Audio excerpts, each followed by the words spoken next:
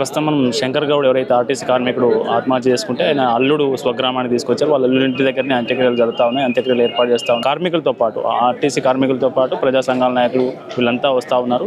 So మనతో పాటు మాట్లాడడానికి పృథ్వీ అన్న ఉన్నారు. అన్న నమస్తే. నమస్తే. జై తెలంగాణ. ఏంటన్నా కార్మికుడు చనిపోయేంత వరకు కూడా ప్రభుత్వం స్పందించలేదు. ఆయన చనిపోయినాక కూడా స్పష్టమైన హామీ ఏమి ఇవ్వట్లేదు. ఇప్పుడు ఆయన చావు వృధానైనా, ఆర్టీసీ ఉద్యమం కోసం చేసినటువంటి ప్రాణం బలిదానం వృధానైనా?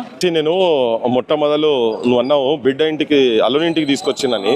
అంటే ఒక ఆర్టీసీ డ్రైవర్ ఉండి 30 సంవత్సరాల నుంచి డ్రైవర్ ఉన్న తర్వాత కనీసం సొంతిల్లు కొనుక్కోలేని పరిస్థితి ఉన్నదంటేనే ప్రజలకు అర్థం కావాలి ఇది.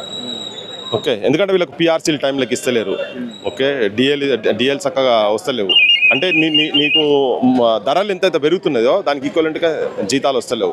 పని గంటలు ఎక్కువైనాయి, శ్రమ ఎక్కువైపోయింది, శ్రమ దోపిడీ జరుగుతున్నది ఆర్టీసీలని. ఇక్కడ వాటి వ్యతిరేకంగానే ఇవన్నీ గత ప్రభుత్వంతో కూడా వీళ్ళు అట్లనే కొట్లాడి దాదాపు 50 రోజుల పైన వీళ్ళు స్ట్రైకులు చేసి, అంతకుముందు సకల జనుల సమ్మెలో స్ట్రైకులు చేసి తెలంగాణ తీసుకొచ్చి, తెలంగాణ వచ్చిన తర్వాత వీళ్ళ సమస్యలన్నీ నివృత్తి అవుతాయి, ప్రభుత్వంలో విలీనం అవుతాయని చెప్పి గత ప్రభుత్వంలో కూడా చెప్పారు.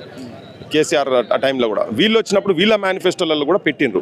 వీళ్ళు మేనిఫెస్టోలో పెట్టరు కాదు. రేవంత్ రెడ్డి ఇప్పుడున్నటువంటి మన ట్రాన్స్పోర్ట్ మినిస్టర్ పొన్నం ప్రభాకర్ కూడా వీళ్ళ ధర్నాలకు వచ్చి మా గవర్నమెంట్ వచ్చిన తర్వాత ఎట్లా చేసి మా గవర్నమెంట్ తీసుకురండి, మీరు ప్రచారం చేయండి, ఓట్లు వేపియండి అంటే వీళ్ళు కాంగ్రెస్ కార్యకర్తల కన్నా ఎక్కువ వీళ్ళు పోయి పనిచేసి ఓట్లు వేయించి గెలిపించుకున్నారు. ఏంటంటే ఒక ఆశతోటి వీళ్ళు పర్మనెంట్ అయితే వీళ్ళు బతుకులు రోడ్ల మీద బజార్ పాలు కాకుండా మంచిగా ఉంటాయని చెప్పని ఆశించరు. ఇలా వాళ్ళ శవాలే బజార్ పాలు అయ్యే పరిస్థితికి తీసుకొచ్చి పెట్టిరు. వాళ్ళు ఆశతో చేస్తే మేనిఫెస్టోలో పెట్టిరు కదా వీళ్ళని. ఆ మేనిఫెస్టోలో ఏవైతే పెట్టిరో గవ్వే అమలు చేయమని అడుగుతున్నారు వీళ్ళు. ప్రభుత్వంలో విలీనం చేయమంటే చేయలే, పక్క రాష్ట్రంలో వాళ్ళు విలీనం చేసిండ్రు.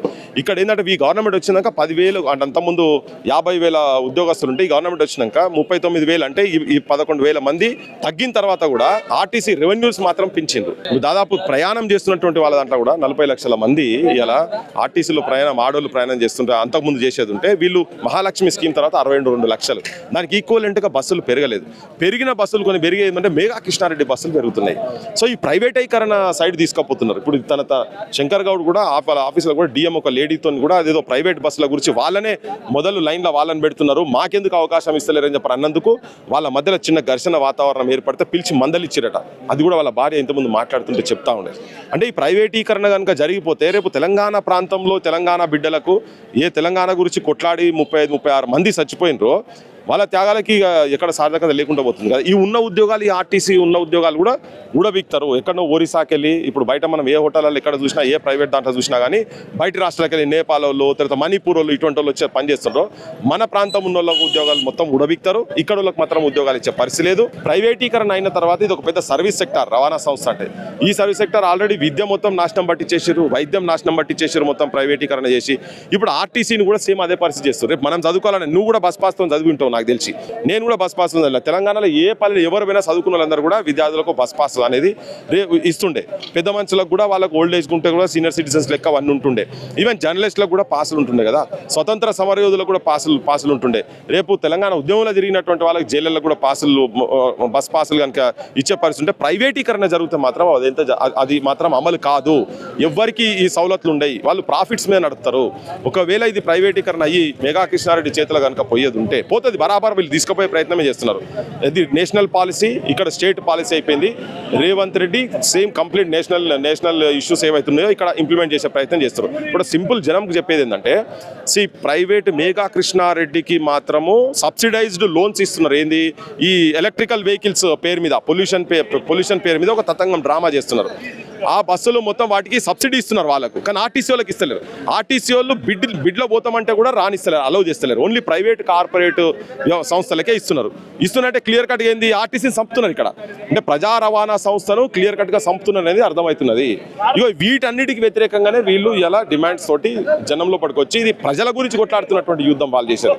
దాంట్లో ఇప్పుడు మొన్నటి దాకా 43 రోజులు 44 రోజులు ఇయ్యాలకి 44 రోజులు వీళ్ళు స్ట్రైక్ నోటీస్ ఇచ్చిన తర్వాత కూడా ప్రభుత్వం నుంచి స్పందన లేకుంటే వీళ్ళు నిన్న 2వ రోజు ఇలా 3వ రోజు ఇప్పటిదాకా వాళ్ళతో మాట్లాడలే. ఇవాళ నిన్న ఈ సాగు జరగంగానే ఆత్మహత్యలు పెట్టుకోగానే ఇప్పుడు సోయికి వచ్చి ఇప్పుడు మాట్లాడుతున్నారు. అంటే తెలంగాణలో మనుషులకు అసలు విలువ లేదు, అంటే ఉద్యోగస్తులకు విలువ లేదు, నిరుద్యోగ యువకులకు విలువ లేదు, విద్యార్థులకు విలువ లేదు, ఏం విలువ లేకుండా చేస్తున్నారంటే సచిన్ తర్వాతనే పిలిచి మాట్లాడతారు. అసలు నేనేమంటున్నా అంటే అసలు ఈ చర్చలు ఇవన్నీ ఫాల్తూ, ఇవన్నీ బక్వాస్. ఇవి చర్చలు ఎందుకయ్యా? నువ్వు పెడతా అని నీ మేనిఫెస్టోలో పెట్టావా? దాని మీద చర్చ చేసేది ఏంటిది? అమలు చేయి. నువ్వు వెంటనే విలీనం చేస్తాను, ప్రభుత్వం విలీనం చేస్తాను, ప్రైవేటీకరణ సైడ్ పోదని చెప్పు. నువ్వు యూనివర్సిటీ నీ యూనియన్స్ను రీఇన్స్టేట్ చేస్తా అని చెప్పిండు కదా. రాజ్యాంగ పరంగా నేను మొత్తం ఇవన్నీ ఇంతకుముందు యూనియన్స్ ఎట్లయితే ఉండేనో, గత ముఖ్యమంత్రి ఏం చేసిండు? ఎవడు నా గడప కూడా దొక్కొద్దు, ఎవరిని నేను పిలిచే ముచ్చటలేదు, యూనియన్ అయితే ఎవడైతే రాను అని చెప్పి ఎల్లగొట్టారు. వాళ్ళు సమ్మె చేసి లాస్ట్కు నా నౌకర్లు మాకు ఈరని చెప్పి కాళ్ళు ఇలా పడ్డారు కదా. అవన్నీ చూసినప్పుడు, ఈ నరకం చూసినప్పుడు ఈ రేవంత్ రెడ్డి ఈ సోగ్గాడు వచ్చి వీళ్ళతో వచ్చి ఉపన్యాసాలు దంచినాడే కదా. ఇలా ఈయన వచ్చి కూడా ఈయన గదే పని చేస్తున్నాడు. మరి అది కూడా రీఇన్స్టేట్ చేయవా? మరి రాజ్యాంగం పట్టుకొని తిరిగినావు దేశం అంతా. రాహుల్ గాంధీ తిరుగుతున్నాడు, నువ్వు తిరుగుతున్నాడు. సేవ్ కాన్స్టిట్యూషన్ అని. సేవ్ కాన్స్టిట్యూషన్ ఎక్కడ దాని ఇగో బొందలలో తీసుకోపోతారు నీ కాన్స్టిట్యూషన్, నీ సేవ్ కాన్స్టిట్యూషన్ మూవ్మెంట్ అంతా తీసుకొని పోయి. ఇది ఒక పెద్ద అరాచకమైనటువంటి గవర్నమెంట్ ప్రజాపాలన కాదు, పిశాచుల పాలన, పైశాచిక పాలన జరుగుతున్నది. గతం ముఖ్యమంత్రిని ఈ ముఖ్యమంత్రి ఎంతసేపు గడీల పాలన, దొరల పాలన అన్నాడు కదా. ఆయనను కూడా మర్పించేటువంటి పాలన రేవంత్ రెడ్డి చేస్తున్నాడు ప్రస్తుతానికి.